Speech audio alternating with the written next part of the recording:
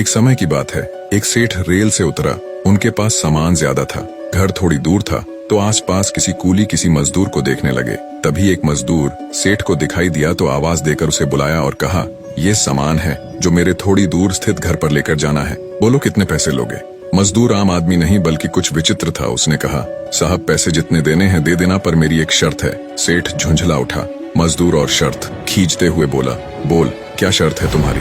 शर्त यह है कि रास्ते में चलते हुए या तो तुम मुझे कुछ सुनाओगे या मैं जो कहूंगा वो सुनोगे। अब आसपास कोई दूसरा मजदूर न होने के कारण सेठ के पास कोई चारा भी नहीं था। सेठ बोला, ठीक है चलो। मजदूर ने सेठ का सामान उठाया और चलने लगा। चलते चलते मजदूर बोला, आप कुछ सुनाओगे या मैं कुछ कहूँ। सेठ ने खिंचते हुए कहा, नहीं भाई तुम ही सुनाओ। मजदूर ने कहा, ठीक है मैं ही सुनाता हूँ, फिर जो कुछ भी कहूँ उसे पूरे ध्यान से सुनना। और मजदूर पूरे रास्ते बोलता गया। सेठ का घर आ गया। मजदूर ने सेठ का सामान रख दिया और सेठ ने जो भी पैसे दिए वो ले लिए और बोला, सेठ जी आपने मेरी बात ध्यान से सुनी या नहीं। सेठ ने कहा, मैंने तेरी कोई बात नहीं सुनी। मजदूर बोला, सेठ जी ये आपने अपने जीवन की सबसे बड़ी गलती कर दी। कल 7 बजे आपकी मृत्यु होने वाली है। अब सेठ को गुस्सा आया और बोला, तेरी बकवास बहुत सुन ली, जल्दी से यहाँ से चलता बन, नहीं तो तुझे अब मार पड़ेगी। मजदूर बोला, मारो या छोड़ो पर कल 7 बजे तुम्हारी मृत्यु तय है। अब सेठ कुछ सीरियस हुआ और बोला, मरना तो सभी को है,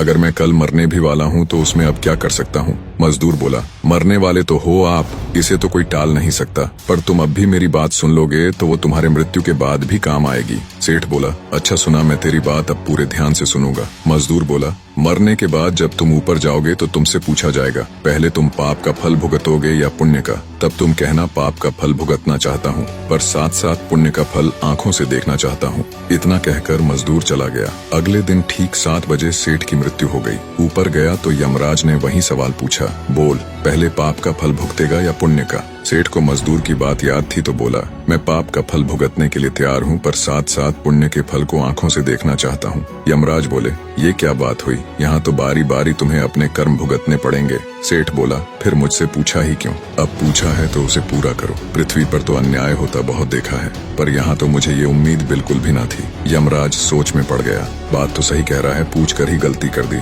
अंततः विवश हो यमराज सेठ को ब्रह्मा जी के पास ले गए और पूरी बात कह सुनाई। ब्रह्मा जी ने जब सारी बात जानी और अपने पोथी पत्र पलटे तो उन्हें भी इसका हल नहीं मिला।